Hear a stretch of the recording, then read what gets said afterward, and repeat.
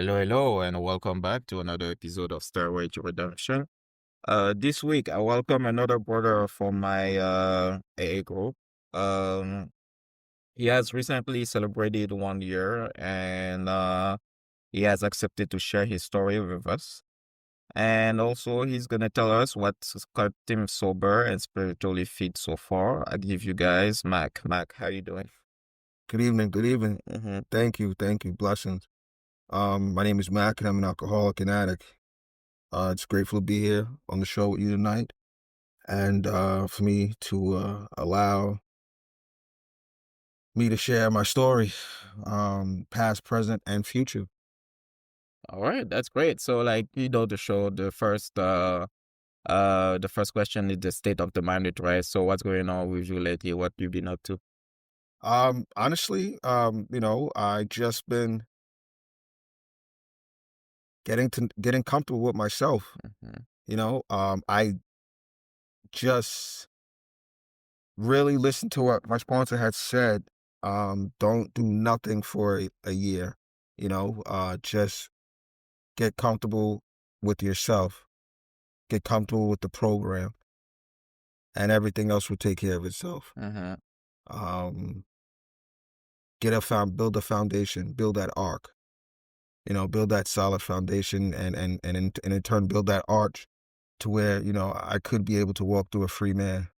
And that's what I did, and that's what I believed wholeheartedly, and that's what I did. Mhm. And that's what I'm doing.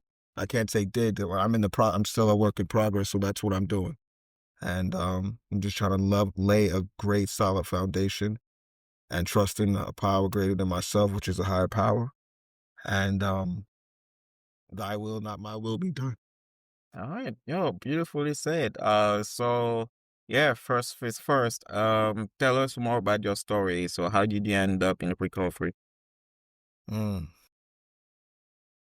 Well, my story is a two-part story. Uh-huh. Um,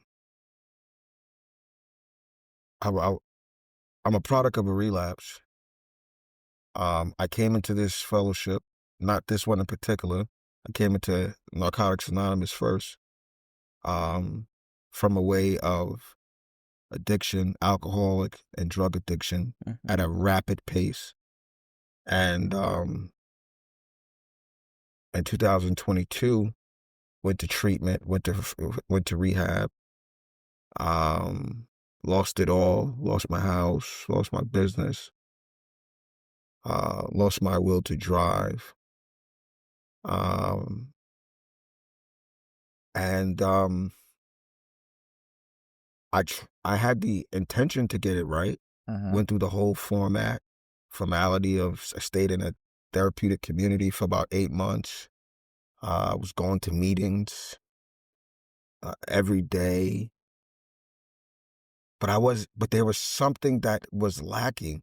I was clean, I was sober, but I was lacking something because I was good. I love fellowshipping. I love going to meetings, going to the dances, going to the parties, and just making meetings all the time. There's always something to do. And but there was no spiritual connection. As I look back now and see, there was no spiritual connection. So I was going through I was like playing house with no rent, with myself, Uh-huh. with my I like mind, that. with my soul, with my sobriety. And I moved out the therapeutic community, got an apartment. But while I was in there, I was dating someone, didn't work out, and I fell in love with this girl that I met at my community. And I met her there, and slowly but surely we started to connect, and then the dating started to happen within my first year. Uh-huh. She was in this process, but as after my year, after some time, I had a year and some change, year and a half, and I decided one night to just go out.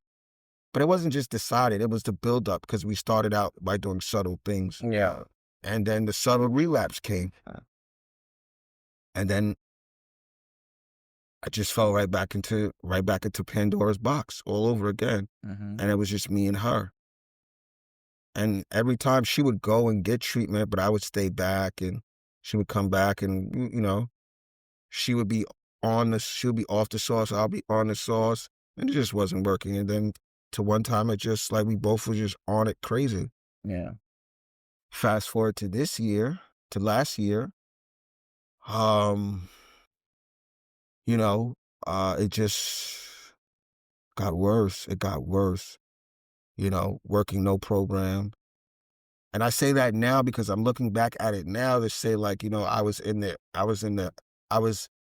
allure Mhm. of the abyss of my emotions, myself, my feelings, and in the sickness of this disease. And I was committed to it. Uh, I was committed to it. There was nothing you can tell me. I was committed to it. And we were committed to each other, and we would go to any lengths to catch that next one, to get high all day, every day. Just the insanity of it. And it's like the blind leading the blind. Even though I was older than her, it didn't matter. We were still on the same playing field when it came down to it. And uh, sleepless nights, hurting of parents from both sides, lying, manipulating, stealing, hurting ourselves. Um, yeah, it just took us to places and things that we would never imagine uh-huh. of doing. And I've heard shares in the rooms of it, but I've always said in the back of my mind, that will never happen to me. I will never be that person. That cannot never happen to me. I know institutions, going back and forth to jail and then death. So it's like in a short amount of time, in like less than like a year, I experienced all of those things. My girlfriend running tricks, and it's just stuff everything that you hear in the rooms, Yeah. and then stuff like, like we get so high we can't sleep and bug out and all this stuff. What was your drug of choice? There was crack cocaine and heroin Okay.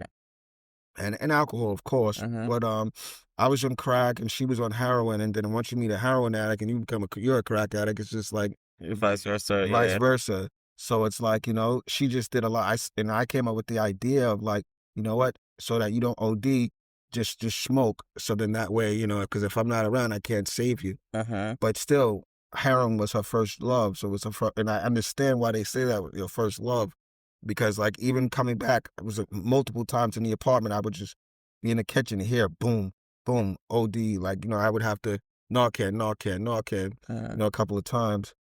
And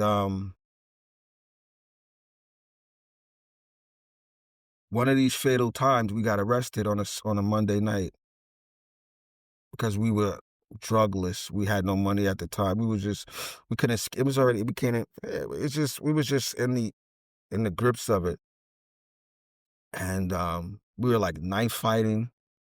And I remember this day like it was clearly. My family had just dropped us off something from the diner, Mhm. and I was I was irking her. I was picking at her, and I poked the bear, as they say. And then she had wound up calling the cops again. Cops came. We were both going to jail because we were like, it was like knife holes everywhere, stuff. It was just crazy. And we both wind up getting arrested this particular night. Uh-huh. Freeport police took us in. They're like, you two are crazy. I'm telling them I still love her. She's saying she still loves me. I see her in the arraignment booth the morning of. I'm telling her, don't worry, you're not going to go to jail. So I go up first. She's sitting up there, sitting in the thing because they bring her up. And these are the last few moments that I remember looking into her face. And I just couldn't,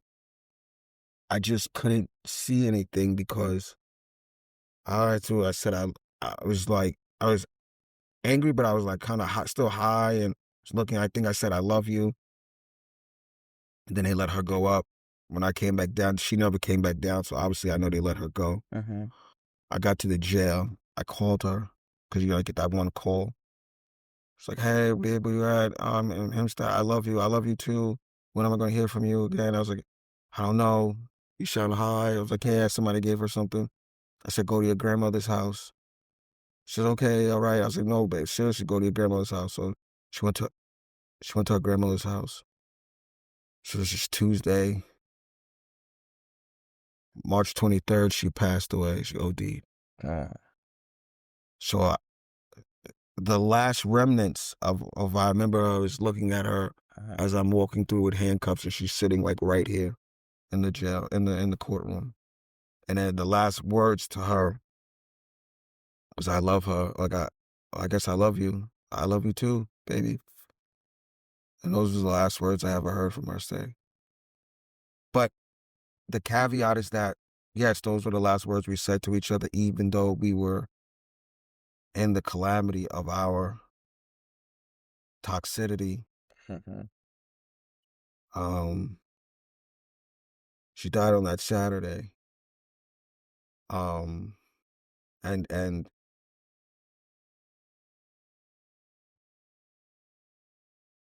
wow, I didn't find out about it until Wednesday, until I went to court, Mhm. and I had to find out about it in the bullpen of Mineola Courthouse. So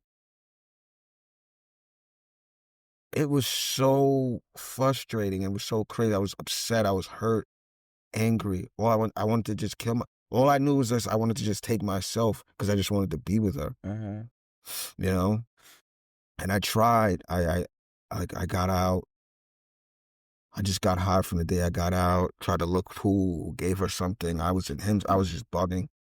And Saturday night, I was at my mom's house. My sister was working. My sister was out. My mom was working.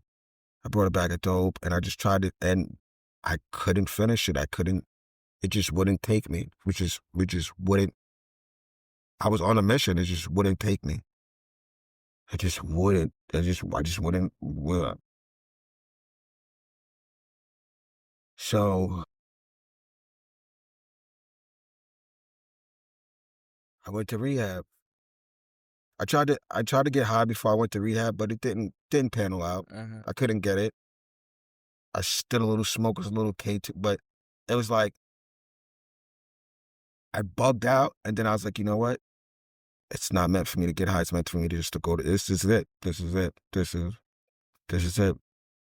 Get to South Oaks. Get inside, and this is it.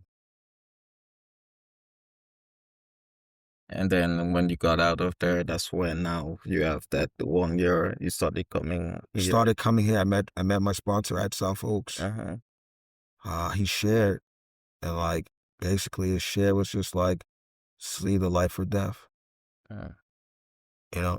And I called him, and he said like, you know, wow, I didn't really think you were gonna call me. And I was like, yeah. And I just knew that he was assigned to me. I just didn't know how many days. I don't care if he had 2 days. yeah. I just knew that I just knew that he had something I didn't have. Yeah.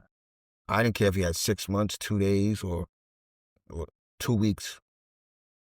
Lo and behold, come to find out he had more time than that. Yeah. But still, but like he just that that that that frothy emotional pill that he delivered Uh-huh. had depth and weight. And I can say this now, he presented something to me in my spiritual toolkit at that time, Uh-huh. you know, that resonated within me. And and what it was he spoke to me through the language of the heart, you know, and for that I'm grateful because he was all these things that he was dealing with within me, he allowed me to work through it through the steps. And by working through the steps thoroughly and consistently, it allowed me to work on me. It allowed me to be to the person I am to this exact moment. Not perfect, because I'm still a work in progress. But I practice these principles in all my affairs. Yeah. I see. No, like, like, but what you just said right now, may make sense because I'm not, I'm gonna be honest with you. When I started talking to you here, I thought that like you had a long sobriety because the way you carry yourself, you sound like very enlightened, and that you like very. I've been in the room. I mean, long enough, I believe, to I've seen some people with more times that don't sound like like, and I was surprised when heard that you only had 1 year. So it triggered me. I was like, let's ask Mike if he wanted to, if he's willing to be a guest on a podcast where he can tell us your story, my story, tell us his story, and pick his brain a little bit. But from what I'm hearing, did you go to the step the first time when you had that year before your relapse? No. Okay, so would it be fair to say that like it's through the steps that you found that spiritual awakening that that you were missing the first time? Yeah. Yeah. Like, because me also, I'm a believer in the steps, and uh I definitely found my spirituality after going through the steps. And one part that you just said, when your sponsor, who is your sponsor, by the way? Brian Cosmo. Yo, yeah, shout out Cosmo. He was a guest on the podcast. So yeah, I think I thought that was him, but like yeah. So yeah, when Brian speaks, he speaks to the heart, right? And um, let me say this before I ask you the question. I kind of had, I kind I was annoyed at the fact that when I got in the room, everything had to be relatable. Like everybody was, oh, I can relate to what you're saying. I thought like people were just dropping the word relating or identifying easily like that. But when I studied the book and I went to the first chapter, especially more about alcoholism, where they talk about the drunken log and all that stuff, I was like, huh, I guess I've saw the power that identification gives to other people. And Brian, bless his soul, he's somebody who, when he spoke, like you can really identify. Because my issue was that being an immigrant, not being from here, not having lived here, like, like grew up here, I started coming here when I went to college. My identification was not like was at a different level, at a Yeah. deeper level, Yeah. like it was at the feelings. Like that's when the same feelings that those people had, I had the same, but in different circumstances, right? I never like stole a car or anything like that, so I couldn't relate to the jail thing, like, but like I can tell that you, when he spoke to you, you were like finally able to identify with the guy, right? Yeah, I identified just the physical, like, like, cause at the time, like, I was dealing with grief. Uh-huh. I was dealing with if I wanna leave this place to go to leave this place. I was on probation. Like, if I leave here, am I gonna get violated, go through time again? Uh-huh. Um, I just had came out of jail. And it wasn't for like it was just because I was on probation for drink driving, but I was violating because I was doing drugs at the same time. So that's why I just kept violating. Mm, And then, but everybody was kept working with me. Like my probation officer loved me, and I identified with him like from his story. It was just like the fact that it was just like, listen, if I pick up again, I'm going to die. yeah. You know, Alcoholics Anonymous had afforded me a life beyond my wildest dreams. Yes, I do drive an X. I do have a house. Like, the things that he worked for, but it was more of because the message that he was portraying and that he was representing, Uh-huh. that's Jimmy. that's what was impressive. That's what was more like resonating with me, because at the time, like I was vulnerable. So Yeah. anything could have been good because it was people in there like, let's just get out of it. Like, yo, let's link up when we get out. Like, Yeah.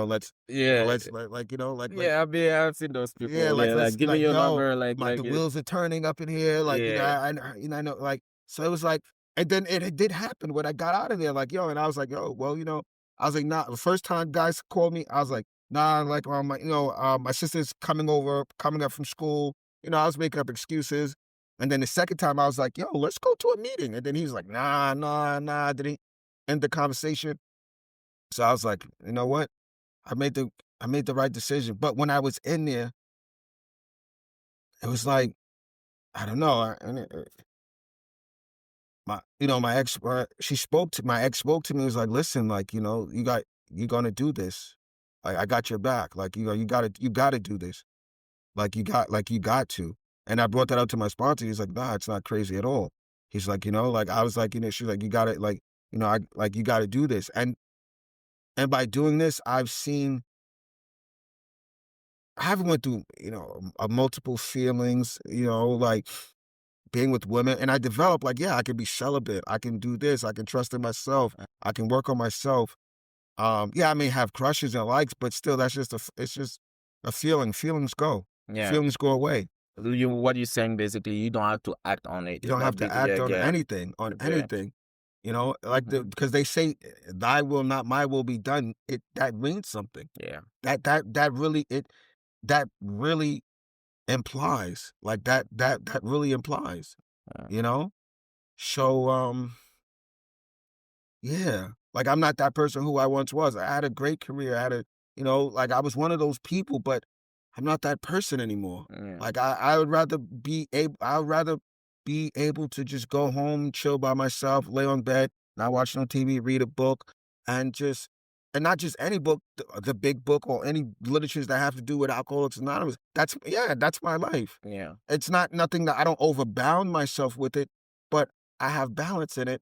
But that's what saves. That's what keeps me. That's what keeps me in the good grips. That's what keeps me safe. That's And what keeps you like spiritually and fit. if that's what Yeah. keeps me safe, then Mm-hmm. I'm gonna keep doing it. I'm gonna keep applying it. Mm-hmm. It may not work for everybody else. They may just be good, but I'm not. I wasn't one of those people that like. But I jumped out of an ambulance at 50 miles an hour on a Sunrise Highway. Yeah, Oh, really? yeah. So Okay. it's like I'm not like the typical I broke my tibia. I got surgery in jail, incarcerated. I walked around with a broken tibia for a month, still trying to get high. Like, so it's like, like the insanity. So I'm chasing this, not like I'm chasing the next high. I'm chasing this because my life depends on it. Yeah. You know what I'm saying? Because my life depends on it. I don't know too many people that just gonna jump out of an ambulance because they're running to try to get something with police behind you on Sunrise Highway in front of Home Depot. Jump out, think he's Tom Cruise, get tasered, run across the highway, and have 100 Freeport police guys on top of him, because he hadn't slept in 2 months. Like, Yeah. and not to mention it was September 11th too, not to add that, so Yeah. it's like, so it's weird. So it's like, and get out the next morning out of the hospital and go right back to blasting off some moon rocks, That's something. so when people say like, like life, life is crazy. I know what life it means to live beyond their wildest dreams. I know what it is, to vacations and fine dinners and, luxury champagne and all that sweets and all that. That was cool at a point in time in life. But Yeah. I'm at a point in my life, where I just want to be in peace, Yeah. in total peace, and to work a solid program Mm-hmm. and possibly to help the next sick and suffering alcoholic addict behind me, whether young, old, in between, and let them know that, there is a better, I'm not promising you Bentleys and Maybachs, but that's up to you. That's up to you. Yeah. Private jets Yeah. and that's if that's what you like, then you can always work hard for it, you know. But but I can guarantee you, it says it in the book that um, we can recover. Yeah. We can recover. But it also says, burn the idea into the consciousness of every man that he can get well, Yeah. regardless of anyone. The only condition is that he trusts in God and clean house. Yeah. That's the promise. No, like you mentioned it earlier, like the importance of having like good foundation. And I can identify with you with when it comes to like, the fine dining, the champagne and all that. Like I used to work in the CD in the media company. Like, I was like balling hard, right? But like now, like, man, like I live so modestly. Like I don't work right now. I just train boxing, but it's not like I'm not making nearly what I was making, and I'm at peace with that. Yeah. Like I know it's a slow rebuild. And I think like you probably, from what I'm hearing from you, you have that mindset of like, let's rebuild slowly, and make sure that the foundation brick by brick, but we take our time. Do you sometimes get, for lack of better words, envious when you see people around you having their things back much faster than you do? In the beginning, I did, Mm-hmm. and I thought that like I'm doing the right thing. But then I had to really realize that like really doing some serious work on myself. Nah, everyone's timing is different. Yeah. What works for them may not work for me. I'm not. It's just like I had to. I would. My mind works differently, right? So it's like I had to read in living sober and entanglements. Like, Mhm. how come everybody gets a girlfriend, relationships? Yeah. And I had to read the part of entanglements, right? And living sober, and I read it all the time, often, and it makes so much because I'm not spiritually mature enough to handle it. Yeah. Whether it be a female, and it says once you get good enough with your program, then you'll be able to handle Yeah. those things that which will come to you. But until then, be comfortable with where you're at. So yeah, when I see people get, I'm happy for them. I'm congratulative of what of oh, that's nice. That's Yeah. and even before, like in life before, like I would always see people because I was always around like people that was it was a competition with people and friends and coworkers, but it's always like, all right, you got so somebody's gonna come with something even harder. Yeah. So, but I don't have that same mindset anymore. Yeah. Like, I'm not even in that same field of business. Like, um, I'm happy for them, guarded, Mhm. protected, you know. Um, that's where I'm at. Um, I have a true story. I was in the auto business for years, sales, finance, run dealerships, have my own, and always had a car, always decent car, nice car. I have lost my license 3.5 years ago. Mhm. So this past Monday, I paid all my fines, whatever. I had to set up to take my permit test, right? Monday, I get there. I don't need to study. I'm going, failed. That's a true story. Failed, right? So I'm off Monday and Tuesday. Yeah. So I have this plan, like, you know, okay, I'm gonna, I'm gonna, um, I'm gonna do it Tuesday, right? Go there Tuesday. Fail. So it's like, I told my sponsor, he's like, no. So everybody, my mom is like, so I'm like, so, and I'm like, saying to myself, like, I've driven for like 20 years. I don't know. Like, so I don't know. But you know what? It is what it, like my mom said, no, it is what it is. I'm like, Yeah. yo, there's a bigger purpose for me, Mhm. because I had the idea like, oh, I'm gonna pass. I'm gonna take my cousin's car, like that's what I'm thinking. Like, I'm gonna take my cousin's car and this, that, and the third.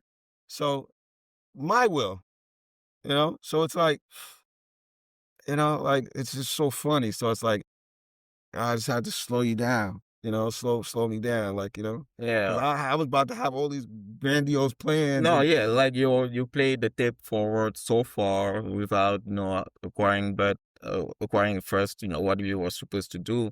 But I see that you have such a high degree of insight that like accepting the result for you was not as painful. You're like, okay, it is what it is. All right, I'm gonna take it later. I'm gonna pass it. and not But to put injury on it even worse, it was a guy in the rooms here. He couldn't even get his license because he had child support. So Yeah. he's like, "Oh yeah, I just passed." I was like, "Did you So study?" He's yeah, like, "Nah." yeah. So he So I'm like, definitely, yeah. "The You're like, fuck?" motherfucker. Yeah, I'm like, Yeah, okay. I'm like, geez. I'm like, so I was saying to myself, like, oh, I'm about to go past it. Then I'm like, yeah. oh, all right. Like, I went back home Hmm. and I was like, all right. No, I think it's natural for us to feel something, especially when you had it before and you feel like you don't, and you know you don't have it, to kind of be envious a little bit. But I think the trick is to catch ourselves thinking Yeah, like that and be like, okay, man, this I'm tripping. Like I should not feel like that, you know. So that's why I'm blessed, right? That like every time I feel like a feeling of inferiority or like ONV gets replaced really quick by like motivation, like a mhm. healthy motivation.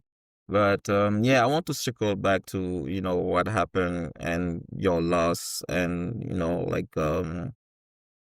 like you mentioned it earlier, like you realized that you were not well equipped to handle any relationship right now.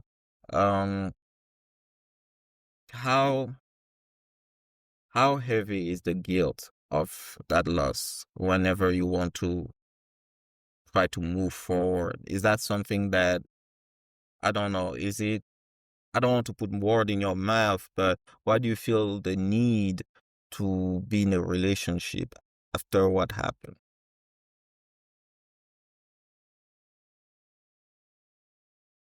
I do feel guilt. Like, I feel like I do feel guilty. Like, first I went through all the phases of like, it's my fault and this, that. Mm-hmm. Like, I couldn't look at no woman for a long time. Like, it was Yeah, like, it's just recently started. I'm able to like look like,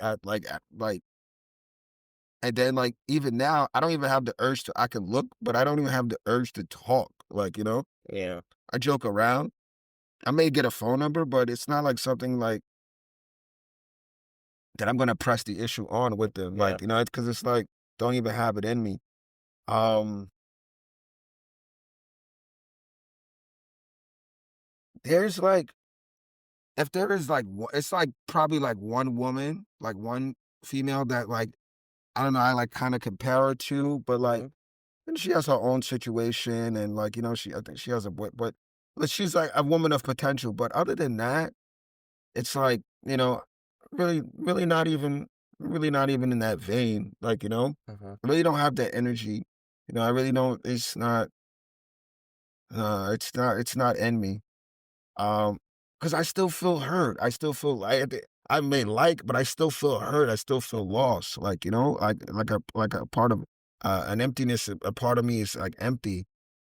And, like, every woman that I do look I try to it's always like a comparison. Yeah, So it's like, that's not good, and that's not very, yeah. yeah, so it's like I'm not hit that means that I'm not healed yet. Like, Mhm.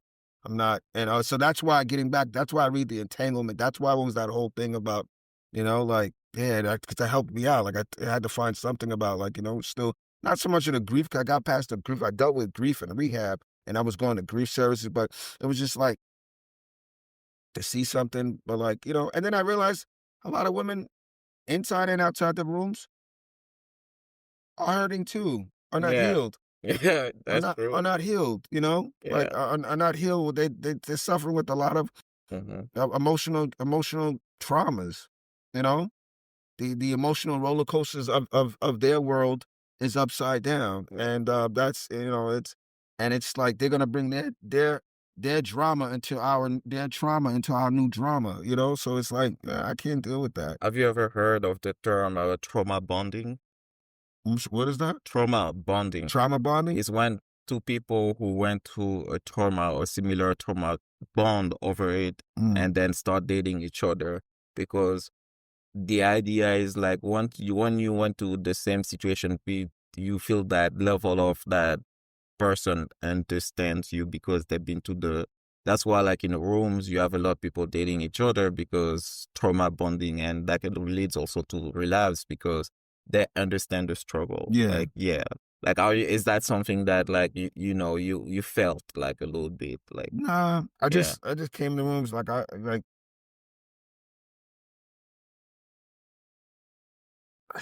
just know some people come and go. Uh-huh. you like them in the beginning, but then as you sit down and do the knowledge to see who they really are, Yeah. it's like, oh, thank you God for not letting me, entangle with them because they have their own issues. Yeah. So I see a lot of that. Um, I mean, every now and then you may see something like, it's easy on the eyes, but for the most part, it's not something you have to like go full fledged with. Act on it. Yeah. Yeah, because it's like, yeah, but 'cause after a while, you sit back and you see them, and it's like, Uh-huh. okay, hmm, Like, hot and cold, the issues, like they have their own stuff. It's just, yeah. Me personally, I'm gonna speak for myself a little bit here. It doesn't really matter if it's a girl or guy. If I see somebody who I feel like didn't do the work or is not going through the work, I put a wall, like not like I'm not gonna be cold to them, but I'm not gonna engage in knowing them more, unless it's somebody who wants to work. Like I haven't had a sponsee yet, but like sometimes in the rooms you have people who are in their hanging out phase, like I'm talking about the phase because eventually if they really want it, they're gonna start doing the steps. But there are some people who are comfortable so far with just being part of the fellowship, and that's fine. Right. But like you said, like I feel like those people are the people that like not gonna drag me down, but that are gonna trouble my peace of mind, like you talk about, like how do you handle that when you talk to somebody and you see that, yeah, this person is not doing the work? Like, what's your approach? hmm, so many people like that around. Yeah, like It's like, how do you feel about that? Like, do you they,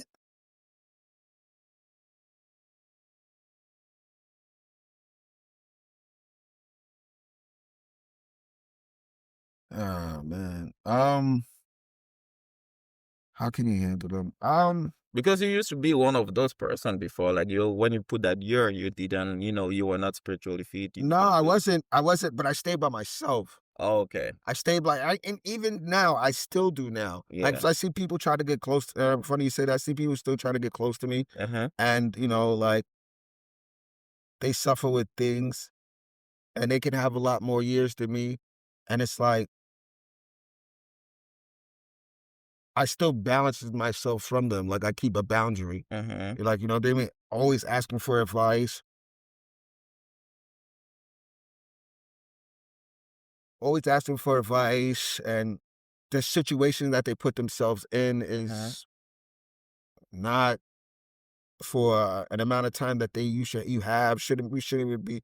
So it's like never judge, but it's like I have to guard myself. Yeah. I have to guard myself. I have to guard what I have Uh-huh. because I can get depleted. Yeah, I like can get depleted at any moment, based off of what you go through. But in the interim, I still I keep myself protected. yeah, no, I think that's fair. You know what's funny? They said in the room, they said like stick with the winners, but how do you know who the winners are if you don't do an evaluation of where they're at? Like, it's paradoxical, but at the same time, I think like it depends on the intention and the degree. Like, I think it's okay to it's okay for a person to make an opinion about another person in order to set their boundaries. And that's what I tell myself. I'm like, okay, I don't know, like about this. Let me be careful and approach that person or not even approach that person. But if I'm wrong, I'm wrong. It's not gonna cost me anything.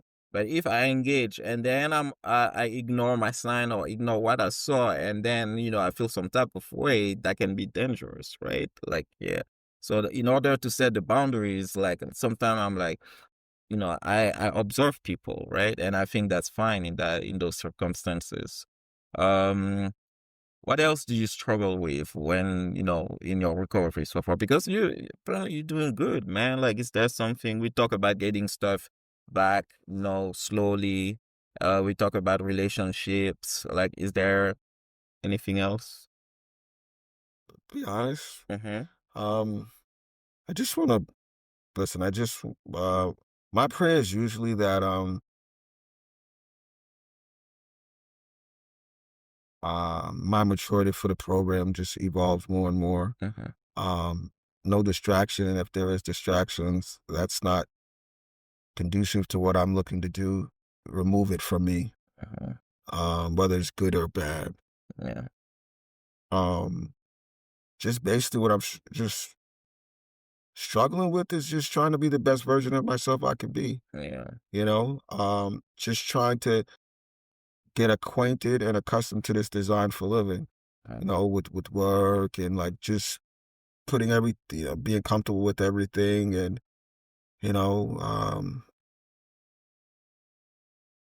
my home, just everything, um, just trying to redevelop me, yeah. to the best version of that I can be, and not for nobody, but for myself. Yeah. That's That's what I'm struggling like. So what I struggle with is, you know, simple stuff. Make sure I'm on time every day for work. Which yeah. is good. I haven't worked in 4 years. Mhm. The way how it's turning out, I guess this job maybe the job that's gonna turn into something. You know, yeah, it's just and not living for me and not for nobody else. Yeah. Yeah, and get as much knowledge of this program that I can, so I can be able to, whether it be with a sponsor or whether it be with someone that I talk with. Mhm. You know, and don't try to be like anybody else but myself. Yeah. You know, Yeah. Trying to go. I have nothing to. I don't have nothing to prove to anybody. Yeah. Nothing. Nothing. No, I can tell you at peace, and like that's a similar feeling that ought to see is like ought to get is that feeling of not wanting to prove to have anything to prove. Like I know I'm at peace, I know where I'm at. Like, I'm gonna figure out the job, the financial situation. I know it's gonna work out. My higher power is gonna help me. Speaking of higher power, um, what do you do to stay like spiritually fit? You know? I go to church actually. Mm-hmm. I go to church every week.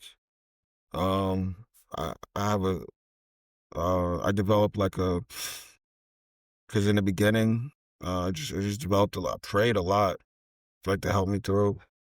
Prayed a lot, and then I just developed a morning, afternoon, Uh-huh. and night prayer schedule. And then I started to do my nightly every night. I went out there. I was introduced to it, and then that's what I do. Um, and I just keep it simple. As as simple as it is, I keep it simple. I keep it simple as hell, real, and I keep it real. And more importantly, honest, Honest. Honest. honest Yeah. with myself first, and then others. Yeah, honest. Yeah. And that was the first thing, like, when it came down to doing the fourth step and all that stuff, all that tedious stuff, Yeah.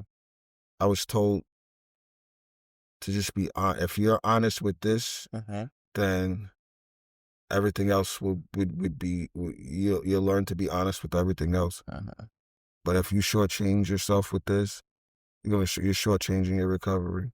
Yeah. You're shortchanging everything else in your life. Because there's pointless in doing this if you're not going to be on. If you're not going to be completely honest with Yep. everything, then you know, No, yeah, I'm a believer that what a person should seek in life is not what they make them feel good. It should be the truth, yeah, because if a person seeks what that makes them feel good, they're willing to accept a lie that makes them feel good. But the problem with a lie is that our subconscious refuse to accept it. So the lie need to be reinforced every single time, yeah. right?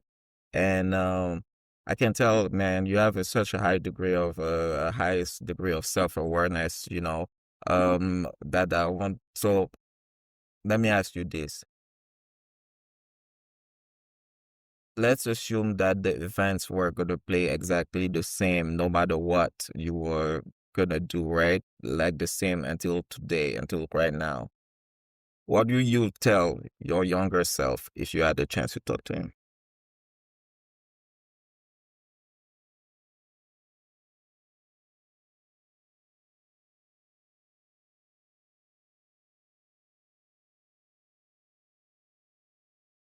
play the tape through.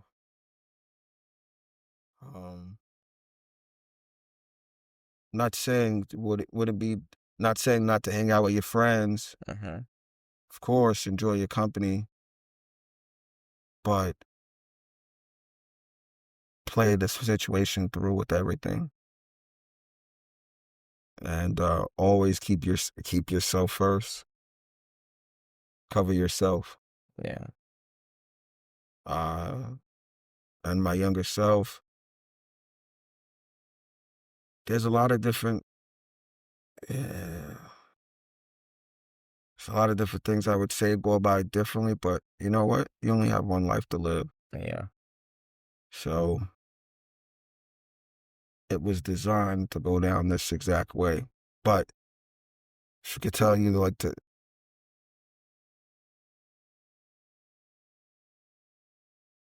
yeah, enjoy it Uh-huh. and then enjoy it and view it. Yeah. All right. All right, I think that's a beautiful way for us to stop. Thank you very much, Mac, for telling, sharing sharing your thoughts and opinion on what your recovery is like. And yeah, like, do you have anything else to say? No, I don't have anything to say. If anything, I would say, only thing I can say is give yourself a break, Uh-huh. and most importantly, get comfortable with doing things that are uncomfortable. True that. Because at the end of the day, what you're not changing, you're choosing. True. Wow. All right. We're gonna end on that. All right, guys. Thank you very much. Thanks again, Mac, for Thank being the thank guest. you for having me. And I will see you guys in a couple weeks. Bye.